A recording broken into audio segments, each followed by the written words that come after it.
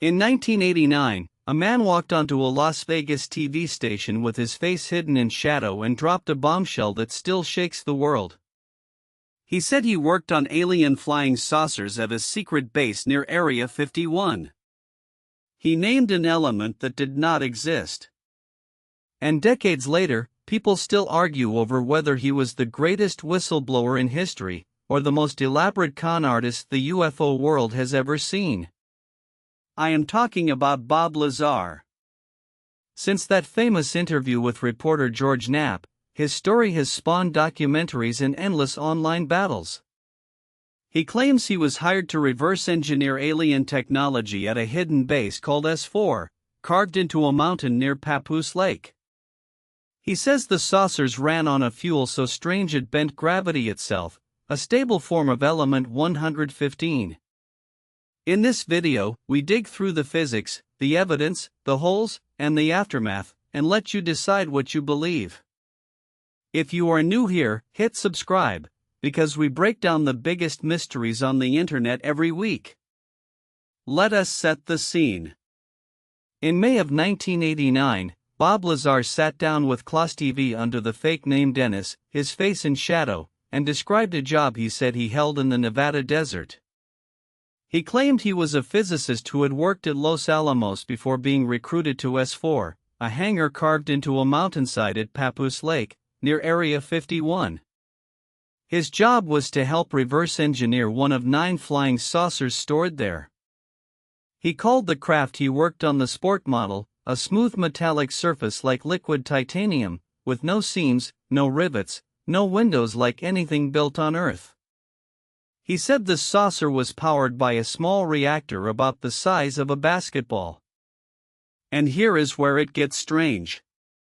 He claimed that when the reactor ran, it produced its own gravitational field, and you literally could not touch the dome, because an invisible force pushed your hand away, like pressing 2 like poles of a magnet together. So how did it work? Lazar described the reactor as a tiny cyclotron, firing particles up into a target zone inside the dome. The fuel was a stable isotope of element 115, a super-heavy element far beyond anything on the periodic table. He claimed the craft carried roughly 223 grams of it, brought with the ship itself. The reactor output was routed through waveguides into 3 gravity amplifiers in a triangle, then out through 3 cylindrical emitters on the underside. In what he called Omicron mode, one emitter pointed down to create an anti-gravity pillar holding the craft up, while another projected a distortion ahead of the ship. The saucer did not fly by thrust, he said. It created a gravity well in front of itself and essentially fell into it. That is how he explained the impossible maneuvers and silent hovering that witnesses report for decades.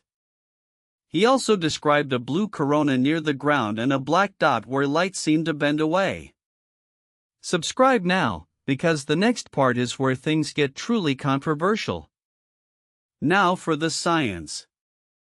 At the time, element 115 was a gap in the periodic table. Then in 2003, scientists in Russia created an atom with 115 protons. They named it Moscovium. Here is the catch. Every isotope they produced decayed in a fraction of a second, often in milliseconds. There is no known stable form, nothing that could power a spacecraft. Lazar's defenders argue that is exactly the point, that a stable isotope is precisely the kind of technology an alien civilization would have and we do not. His critics argue that a man who could not predict the unstable nature of the element was either lying or knew nothing about advanced physics. And the physics itself is a problem. Most physicists say bending gravity on demand is speculative at best, because gravitational fields are incredibly weak and no known mechanism could twist spacetime the way he described. So the claim is either a leap beyond modern physics, or a beautifully detailed work of fiction. Now the evidence, where the story gets its deepest wounds. He said he studied at MIT and Caltech. Investigators found no records of him at either. School. He said he was a physicist at Los Alamos. Records show he worked there as a technician for a contractor, not as a physicist. The company he named as his employer, EG&G, said it had no records of him at all. Skeptics, and even some UFO believers, have picked apart his timeline for decades. Lazar's response is always the same, that his records were erased because of what he saw. That claim can never be fully proven or disproven, which is exactly why the story survives. Every missing record becomes proof of a cover-up, every contradiction proof of a smear campaign. And the aftermath only made it bigger. In 2017, federal agents raided Lazar's business, United Nuclear, which sold radioactive materials and science kits. Conspiracy theorists saw a government finally silencing the man who talked too much. In 2019, Netflix released a documentary about him, and in 2026 a new series called S4, The Bob Lazar Story, brought his claims to a new generation.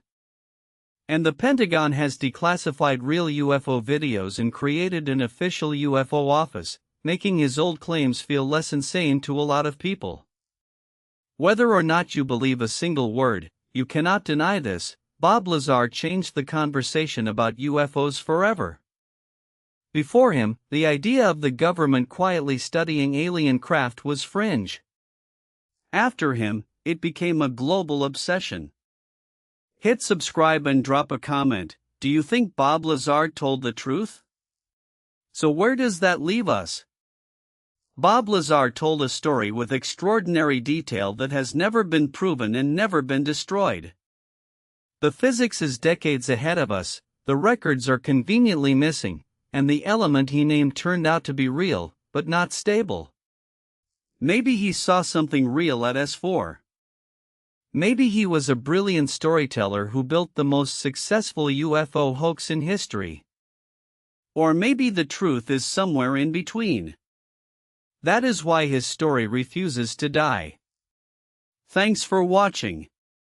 If this video made you think, smash that like button, subscribe for more deep dives into the world's greatest mysteries, and I will see you in the next one.